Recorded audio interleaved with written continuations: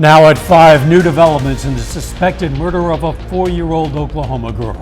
Plus, we're going to check out a new cooking school in Joplin and new pressure from Congress as President Biden faces more questions about his handling of classified documents. I'm Nicole D'Antonio on Capitol Hill, where Republican lawmakers continue to demand answers. The 4 states' most watched news starts now. Authorities investigating the presumed murder of a 4-year-old Oklahoma girl have recovered the remains of a child in Grady, Oklahoma. They have not yet confirmed whether they are the remains of missing Athena Brownfield. This is KOAM News at 5. I'm Dow Quick. The news comes as court documents say one of the caretakers of Athena claims she witnessed the child's apparent murder. Alyssa Adams is facing charges of 2 counts of child neglect. Ivan Adams faces 1 count of first-degree murder and 1 count of child neglect. Now, according to the affidavit, Alyssa told OSBI agents that on Christmas around midnight, Ivan severely beat Athena, then left with Athena's body. When he returned, Ivan allegedly told Alyssa he had buried Athena near their old home in Rush Springs, Oklahoma. You can read more from the arrest affidavit on our website, KOAMnewsnow.com. The Joplin City Council hopes to learn about area business concerns when they meet at 6 o'clock this evening. KOAM's Carrie Worthen has more. The council will see a presentation on the 2022 Employer Survey Report. KOAM Partnership is a local nonprofit business group. They conducted the survey hoping to learn more about the issues facing employers in its 7-county area. Some topics in the survey range from challenges and needs to weaknesses and strengths. The purpose of this survey is to help businesses grow and find workforce solutions. You can watch the City Council meeting on the Joplin News First Facebook page, and as always, you can find a link to the full 2022 Employer Survey Report on our website at KOAMnewsnow.com. Doman Kitchen is a new cooking school in Joplin, making learning how to cook more accessible to the community. Since opening 3 weeks ago, classes have been sold out, and Doman Kitchen is adding more classes and chefs to meet the community needs. They say cooking classes will improve your skills in the kitchen, but connecting with other foodies can have an even greater impact. Barb Doman established Doman Kitchen not only to teach others how to cook, but to create a bigger foodie community in Joplin. 11 years ago, we came to Joplin and there was nothing. I wanted to take cooking classes and there was nothing to do. I had to go to Tulsa, Kansas City, or Arkansas to take a class. And so 4 years ago, I decided I'm going to start a cooking school and provide the service that I enjoy to other people. Doman Kitchen is currently accepting new students for a variety of classes. For more information, go to our website, KOAMnewsnow.com. Kansas Crossing Casino in Pittsburgh is now allowing sports betting. The casino today unveiled 3 new kiosks as part of a partnership with Caesars Sportsbook. The kiosks will allow for pregame and live sports betting. Casino officials say they expect the kiosks to be pretty popular. This just, once again, just adds that next level of excitement. Sports wagering is just kicking off in Kansas. It's going over very well. Lots of excitement, lots of volumes with that. So to come in and basically add just one more thing to do, I think it's a great. Our very own chief meteorologist Doug Heddy was allowed to make the very first bet today on the kiosks. Let's check in with Doug now for our first look at the weather. Well, Dow, it definitely turned out to be a nice day weather-wise. We've had partly sunny skies. Temperatures pretty good for us today, right around 60 into the lower 60s. Now we're mainly sitting into the mid to upper 50s, still hanging on near 60 in our southern counties. But look at the clouds increasing. We have the sunshine, not anymore, but these clouds are going to continue to thicken up. Look at the rain down through Oklahoma, all the way back through the panhandles of Oklahoma and Texas. This storm system is heading toward us for later on tonight and then into the daytime hours on Wednesday. In fact, look at our rain chances. So here's 11 p.m., 1 a.m., 5 a.m., 7 a.m., 9 a.m. So about 100% chance. We're going to get showers, even some thunderstorms in here as we go into the overnight hours tonight. Clouds continue to thicken. We hang out lower 50s. I'll break down this storm system for you here in just a bit. All right, we'll see you then. The White House is defending itself for not being more forthcoming with public information about the classified documents found in his home and office. Officials say they're limited in what they can say publicly now that there's an ongoing investigation. Republicans say the Justice Department is handling the investigation into President Biden differently than the investigation into former President Trump. Elected officials in New Mexico are expressing relief after police in Albuquerque say they've caught the man behind a series of shootings at the homes of Democratic lawmakers and officials. Authorities say the man responsible is a former Republican candidate who lost his bid for a state house seat in the November elections. Reporter Skylar Henry has the latest. Victims are speaking out after police in Albuquerque, New Mexico, say they've caught the, quote, mastermind behind a series of shootings targeting the homes of local Democratic officials that began in December. It was a relief. I know that this was a real focus of APD and other agencies, and I'm just very grateful for the work they did. A SWAT team took 39-year-old Solomon Pena into custody Monday. He ran as a Republican for a New Mexico state house seat in November. Police say after he lost the election, he hired 4 people to commit the shootings at the homes of Democratic officials. A police report ties the shootings to Pena's vehicle. The evidence that we have is not only firearm, but it's also from cell phones and electronic records, surveillance video, and multiple witnesses inside and outside of this conspiracy. Investigators say Pena complained that he felt the election was rigged, posting back in November that he stands with Trump and he never conceded his race. Pena has a criminal history. Lawmakers in New Mexico tried to bar him from running for the state house seat after he served prison time for burglary and larceny convictions. At the time, Pena released a statement calling himself a, quote, reformed felon who earned a degree and turned his life around. The Democratic mayor of Albuquerque called the shootings dangerous to democracy. We know we don't always agree with our elected officials, but that should never, ever lead to violence. No one was hit in any of the shootings. Skylar Henry, CBS News, Washington. In one of the shootings, police say Pena went along and pulled the trigger himself.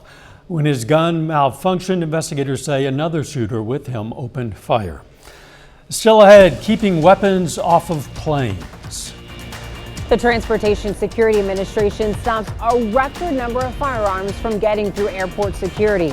I'm Elise Preston with a look at the tools TSA officers are using to help keep guns off planes. And next in Health Watch, why the controversial culinary ingredient MSG could be making a comeback. Topping today's Health Watch, a new study finds pregnant women who get COVID-19 at any point during pregnancy are 7 times more likely to die during pregnancy or childbirth.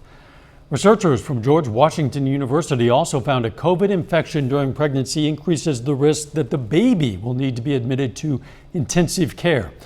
The study author says it's urgent women of childbearing age get vaccinated. New research links poor hygiene practices in hospitals and long-term care facilities to antibiotic resistance.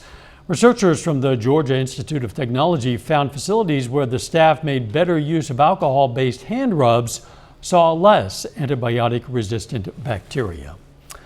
A controversial culinary ingredient might be making a comeback. That's MSG. Once widely used, the seasoning was shunned over perceived health concerns and social stigma. But recent research shows the flavor booster is safe to consume. Reporter Michael George introduces us to 2 chefs giving MSG a second chance. At this Arlington, Virginia takeout restaurant, Lucky Danger, Chef Tim Ma's secret ingredient isn't really a secret. MSG is very little. It's a seasoning with a controversial history. Many Americans grew up hearing it's unhealthy or even dangerous to consume. But now some, like Ma, are challenging that idea.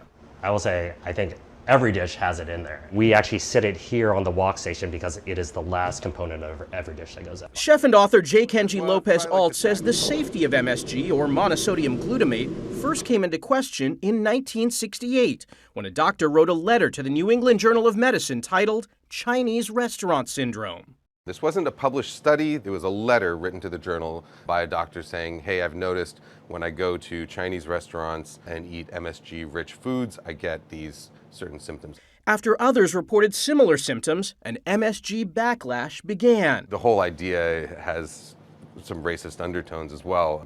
Some people still claim to experience symptoms such as headaches or drowsiness after eating foods containing MSG.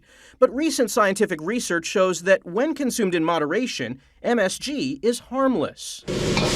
While MSG is often associated with Asian cuisine, it's long been an ingredient in American foods, from Campbell's soups and Heinz ketchup to KFC and Chick-fil-A.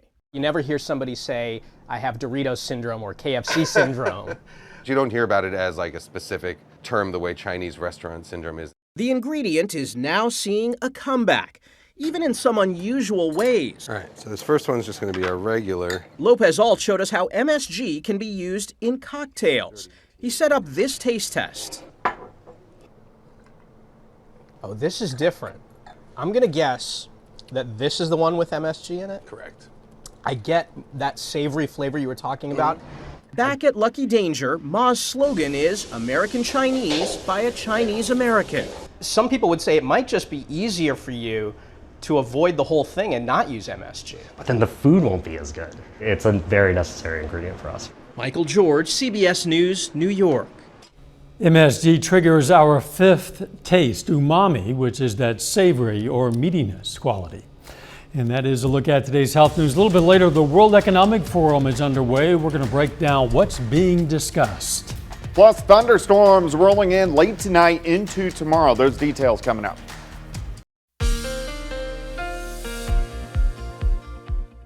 It actually turned out to be a really nice day for us today. Partly sunny skies, temperatures were great, but as you can see, clouds have been increasing. This is our Indigo Sky Casino and Resort, of course, Indigo, just outside of Seneca, Missouri. Look at our temps for us. A little bit cooler in our northern counties. Nevada at 51, 55 in Parsons, but 63 at Grand Lake. Anderson 61, Bentonville sitting at 63 degrees. So temperature's great, getting a little bit gloomy, but still a great day for us today. 55 is where we stand. A northerly wind, 5 to 10 humidity at 55%. All right, if you're getting out this evening, yeah, we're going to have the clouds, but we're going to stay dry. We're going to hang out into lower 50s.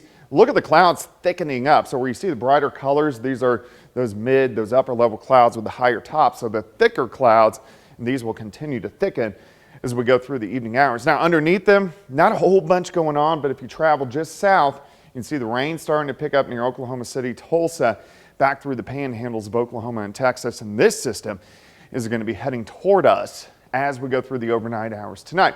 So let's go through time. Let's break it down. Shortly after midnight, I really think chances for at least scattered showers start to go up, mainly after 9 or 10 p.m. Light showers, a little bit more widespread, midnight, 1 o'clock in the morning. As we go into the morning hours, here's 3 a.m., now we start getting some embedded thunderstorms. Nothing strong, nothing severe, just some thunderstorms mixed in. Heavy amounts of rain. As we continue into the morning hours, when you're getting up, heading out, here's 8 a.m., showers, thunderstorms, so a wet commute in the morning, and then thunderstorms continue 10, 11 a.m., then most of these are gone by the afternoon. We get some sunshine in here, and really not a bad day. The winds start to pick up a little bit. Temperatures still are going to go upper 50s to near 60 degrees for highs for us tomorrow. Clouds roll back in tomorrow night. Couple little light showers, could even get a few random little snow showers by the time we head into Thursday morning, and then clouds exit again by the time we head into Thursday afternoon. So rainfall amounts, pretty good amounts actually. I think most of us, 1/2 inch, 3/4 of an inch, upwards to an inch in spots, which we definitely could use. So widespread rain. Look at our rain chances, they shoot up. So here's 11 p.m., 1 a.m., 3 a.m., and then 100% once we go through the morning, and then trail off very quickly once we get into the afternoon hours. All right, day planner, rainy start, sunshine to finish, high temp, right around 60 degrees. Let's go down the road because we have another storm system right behind this. We're going to jump into the weekend. Rain will start to increase, especially late Saturday. Snow near Kansas City. Of course, we got the Chiefs playoff game, so we'll have to keep our eyes on that. And then we could filter in a little bit of snow on the backside Saturday night and into Sunday morning. All right, 60 tomorrow, 45 Thursday, 49 Friday. Rain on Saturday, wintry mix. Sunday morning, Monday looks good. Next system again, rain and snow. next Tuesday and Wednesday, so it stays very active over the next couple weeks. Yeah, and boy, all eyes on Arrowhead for Saturday. Thanks, Dad. Coming up, the TSA reports a sharp rise in the number of guns found at airport checkpoints last year. First, though, we honor a local veteran. Larry Wright served in the U.S. Army from 1963 to 1965. The Purdy, Missouri native was stationed in Vietnam, and we salute Sergeant First Class Larry Wright, a four-state hero.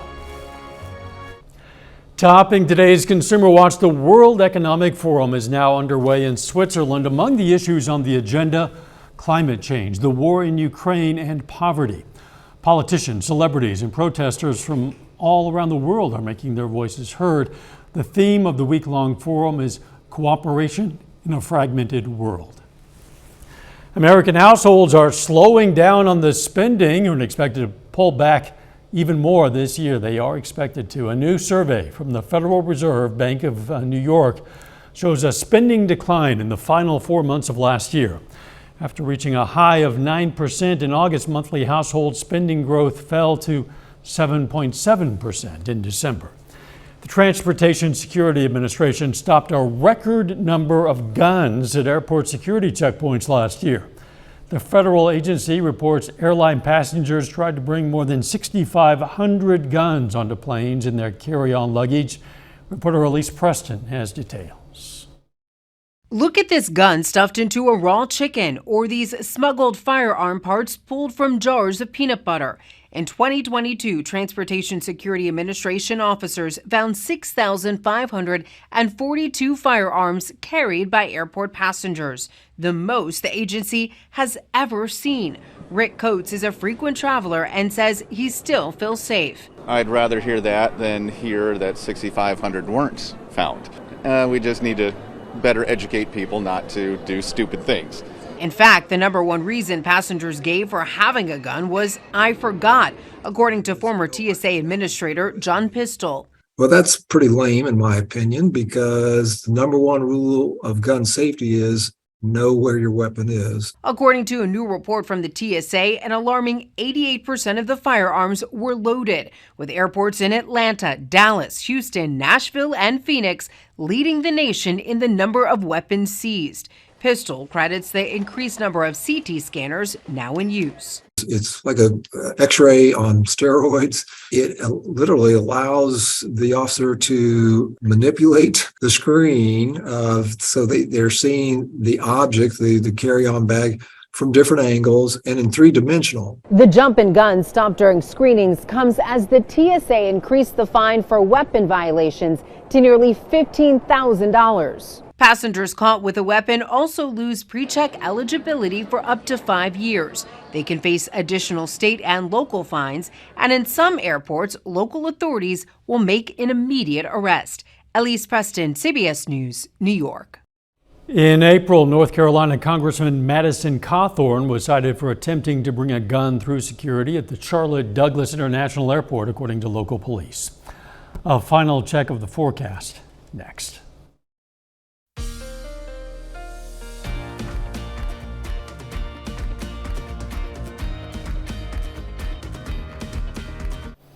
Up next on the CBS Evening News, what's behind an egg shortage causing prices to skyrocket?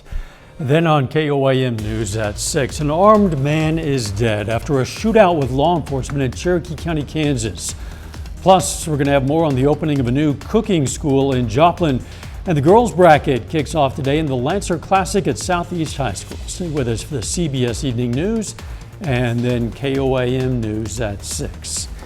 We could still use some rain, and it looks like we're likely to get some. Yeah, we're going to get showers and thunderstorms in here as we go into the overnight hours tonight, especially after midnight through the morning hours tomorrow. And then the afternoon, we get some sunshine, high temp right around 60. Cooling down a bit Thursday and Friday, another system moving in for the weekend, which could have some snow on the back end Saturday night and Sunday morning.